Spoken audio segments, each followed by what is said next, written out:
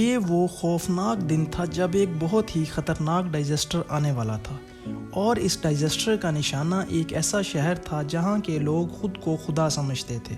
آئی land پر بنا یہ شہر اور اس میں موجود انسانوں کی سویلائزیشن اس خوفناک ڈائزاسٹر کی وجہ سے تباہ ہونے جا رہی تھی۔ نہ صرف یہاں موجود بلڈنگز بلکہ ان کے تمام آئی لینڈز کے ساتھ ساتھ یہاں بسنے والے تمام لوگ ایک ایسی تباہی کا نشانہ بن چکے تھے جس میں ان کا نام و نشان بھی مٹ گیا تھا۔ 11,000 سال پہلے اس پورے شہر کو خطرناک سونامی نگل گیا تھا، اور وہ بھی صرف چند لمحوں کے اندر۔ یہ کہانی ہے انسانوں کی ایسی سویلائزیشن کی جس کو آج اٹلانٹس کے نام سے جانتے ہیں۔ اٹلانٹس کی یہ حیران اور پریشان کرنے والی سٹوری اینشینٹ گریس کے ایک فلاسفر نے آج سے 2000 سال پہلے لکھی تھی، اور اس فلاسفر کا نام پلیٹو ہوا کرتا تھا۔ پلیٹو نے اٹلانٹس کے بارے میں لکھا کہ یہاں کے لوگ خود کو خدا مانا کرتے تھے، ان کے پاس بہت ایکسٹریم پاورز ہوا کرتی تھی، اور یہ لوگ جن آئی لینڈز پر رہا کرتے تھے وہاں سونا اور چاندی بے حد پایا جاتا تھا۔ پلیٹو نے اپنی بک میں یہ بھی لکھا تھا کہ اٹلانٹس کے لوگ کافی عیاش بھی تھے اور اپنی پاورز کا بہت غلط استعمال کرتے تھے۔ اسی وجہ سے ان پر ایک ایسا قدرتی عذاب آیا جس میں دنیا سے ان کا نام و نشان ہی مٹ گیا۔ 2000 سال پہلے لکھی گئی اٹلانٹس کی یہ کہانی آج ایک ہسٹوریکل مسٹری بن چکی ہے، کیونکہ ہسٹری کے مطابق کئی ایسے شہر ہوا کرتے تھے جو آج سمندر کی نظر ہو چکے۔ اسی وجہ سے کئی لوگوں کو اٹلانٹس کے بھی سمندر میں ڈوبنے پر پورا یقین ہے۔ لیکن سوال یہ ہے کہ اتنا بڑا شہر اور پوری سویلائزیشن اگر راتوں رات غائب ہوئی تو آخر گئی کہاں؟ دنیا میں وہ کون سی لوکیشن تھی جہاں اٹلانٹس کے لوگ بسا کرتے تھے؟ اور پیرامڈ آف ایجپٹ کے بننے سے بھی 6500 سال پہلے بسنے والے ان انسانوں کے پاس آخر ایسا کون سا خزانہ تھا جس کو آج تک یاد کیا جا رہا ہے؟ یہی وہ سوالات ہیں جن کے جواب تلاش کرنے کے لیے سائنٹسٹ اور ریسرچر پچھلی کئی صدیوں سے کوشش کر رہے ہیں۔ لیکن اس بار سائنسدانوں نے سمندر کے اندر وہ ثبوت تلاش کیے ہیں، ان کو دیکھ کر یہ کہنا غلط نہیں ہوگا کہ شاید ہم 11,000 سال پہلے اٹلانٹس کے تباہ ہوئے شہر کو تلاش کرنے کے بہت نزدیک پہنچ چکے ہیں۔ انفارمیٹو ریچ کی دنیا میں ایک بار پھر سے خوش آمدید۔ ناظرین، سمندر کے اندر ڈوبی ہوئی مسٹیریس سٹیز کی طرف ہر کوئی نہ چاہتے ہوئے بھی اٹریکٹ ہوتا ہے، اور خاص طور پر وہ سٹیز جن کے بارے میں کوئی جانکاری بھی نہیں ہوتی۔ ان مسٹیریس سٹیز کے اندر اگر سب سے ٹاپ پر کسی سٹی کا نیم آتا ہے تو وہ ہے اٹلانٹس۔ اٹلانٹس کو سمندر میں تلاش کرنے کے لیے ایکسپرٹ کئی بار کوشش کر چکے ہیں۔ ان میں سے ایک اٹیمپٹ جاپان کے ایک آئی لینڈ کے قریب کیا گیا جو یوناگونی کے نام سے جانا جاتا ہے۔ یہاں موجود سمندر کا پانی نہ صرف خوفناک ہے بلکہ اس جگہ سے اکثر ٹائفونز بھی نکلتے ہیں۔ اس کے ساتھ ساتھ یہاں خطرناک اور جان لیوا شارکس کا بھی ٹولہ منڈلاتا دیکھا گیا ہے، کیونکہ سمندر کے اس حصے میں ڈائیونگ کرنا ڈیپ سی ڈائیورز کے لیے ایک بہت بڑا چیلنج ہوتا ہے۔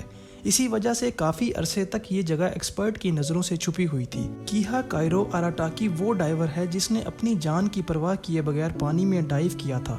اس ڈائیور کا کہنا تھا، جب میں پانی کے اندر گیا تو یہاں پانی بالکل شیشے کی طرح کلیئر تھا، اور میں نے باٹم پر ایک بہت ہی عجیب و غریب سٹرکچر بنا ہوا دیکھا۔ پہلے تو اراٹاکی نے سمجھا یہ نارمل پتھر کا پہاڑ ہے، لیکن اس کا شک یقین میں تب بدل گیا جب اس نے اس پہاڑ نما پتھر پر سیڑھیوں کے سٹیپس کو بنے دیکھا۔ اس ڈائیور کو یہ سمجھ نہیں آ رہا تھا کہ اگر یہ نیچرل پتھر کا پہاڑ ہے تو اس پر یہ سیڑھیوں کے سٹیپس کیوں بنے ہوئے ہیں۔ لیکن جب اراٹاکی نے اس پتھر کی جانچ پڑتال کے لیے مزید نیچے گیا تو اس نے جو دیکھا اس پر یقین کرنا کافی زیادہ مشکل تھا۔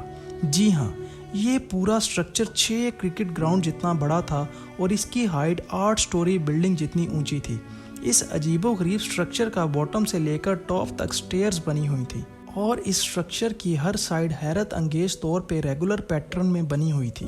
یہ سب دیکھنے کے بعد ایک بات تو طے تھی کہ سمندر کے بیچ میں مسٹیریس طور پر بنے یہ سٹرکچر نیچرل طور پر نہیں بلکہ اس کو انسانوں نے ہی بنایا ہے۔ لیکن دراصل اس کی حقیقت کیا ہے؟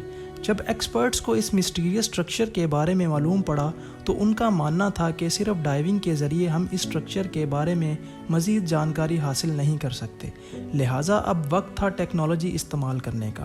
ایکسپرٹس نے فیصلہ کیا کہ ماڈرن سونار ٹیکنالوجی کو استعمال کر کے جاپان کے اس آئی لینڈ کے آس پاس سمندر کو سکین کیا جائے گا۔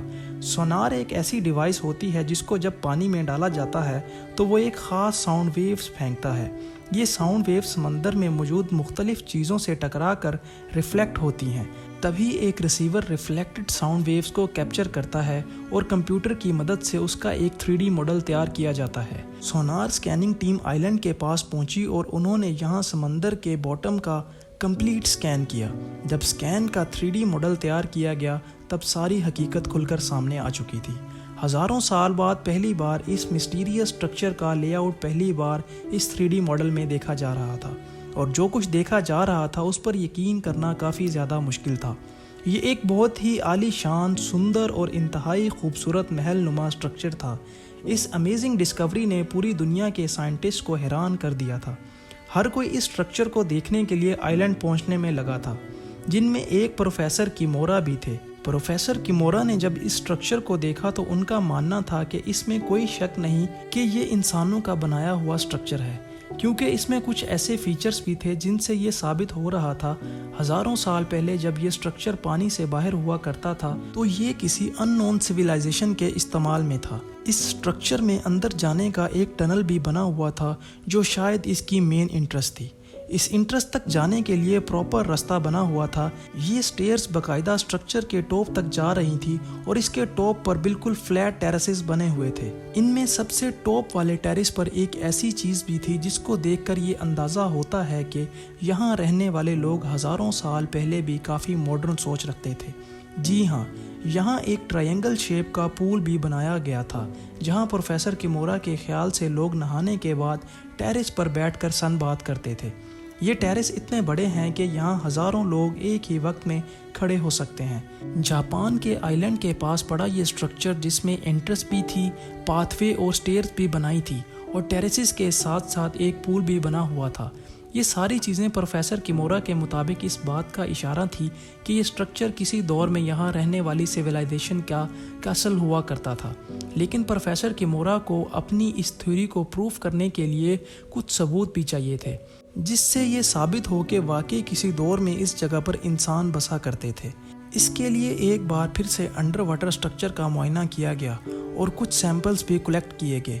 इन सैंपल्स में कुछ ज़्यादा तो नहीं मिला, लेकिन एक ऐसी चीज़ थी जो वाकई काफ़ी अजीब दिख रही थी।